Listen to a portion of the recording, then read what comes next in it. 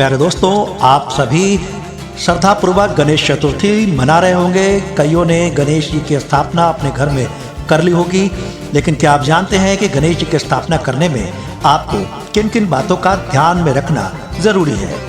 सर्वप्रथम मैं आपको बता दूं कि आप लोग गणेश प्रतिमा या मूर्ति खरीदते समय इस बात का ज़रूर ध्यान रखें कि गणेश भगवान की सूंड किधर है।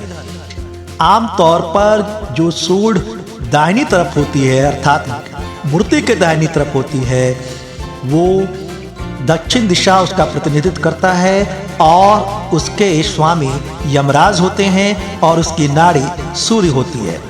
यही कारण है कि इस दक्षिणवर्ती सूंड वाले गणेश जी की पूजा करने में हमें कई प्रकार के कर्म कांड का ध्यान रखना पड़ता है और थोड़ी सी भी त्रुटि होने पर गणेश भगवान असंतुष्ट हो जाते हैं। हालांकि दक्षिणवर्ती मूर्ति की पूजा यदि विधि विधान से पूरे कर्म कांड के हिसाब से की जाए तो कई गुना अधिक फल मिलता है, लेकिन गृहस्थों के लिए कार्य अत्यंत कठिन है।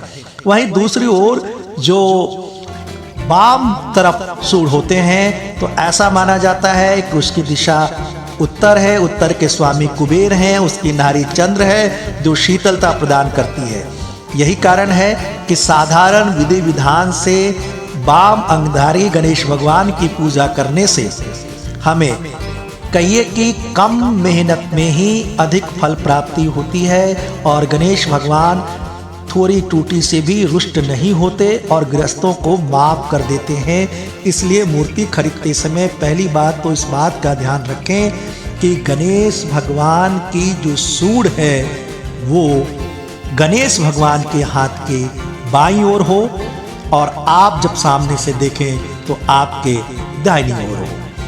तो ऐसी मूर्ति गृहस्थों को स्थापित करनी चाहिए। आपको बता दें कि मुंबई के सिद्धि विनायक मंदिर में जो मूर्ति है उसकी सूंड दाहिनी तरफ है, क्योंकि वहाँ काफ़ी कर्मकांड ढंग से विधि विधान से पूजा होती है जो साधारण भक्तों के लिए संभव नहीं है।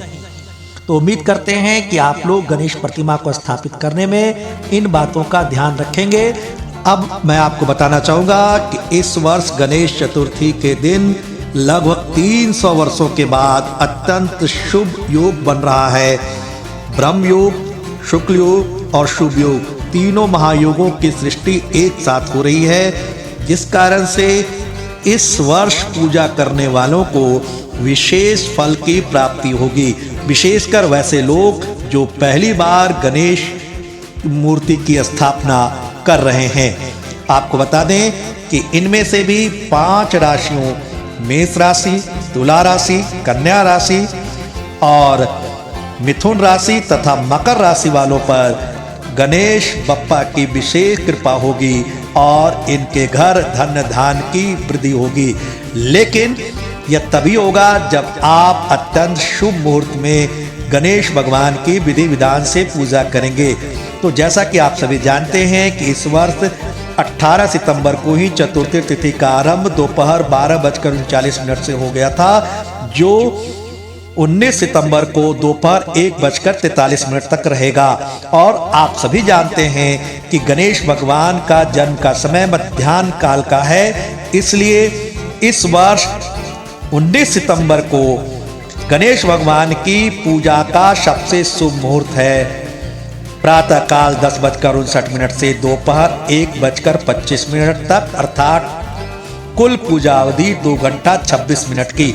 इसमें भी जो सबसे अशुभ और पावन अभिजीत मुहूर्त है वो है प्रातः 11:36 से लेकर दोपहर 12:34 तक। यदि इस अवधि में गणेश भगवान की विधि पूर्वक प्राण प्रतिष्ठा करके मूर्ति स्थापित की जाए और 10 दिनों तक विधि विधान से सेवा की जाए तो आपके घर में धन धान की विशेष वृद्धि होगी। तो आप सभी इस शुभ मुहूर्त का फायदा उठाएं और बप्पा की पूजा पूरे मनोयोग से करें।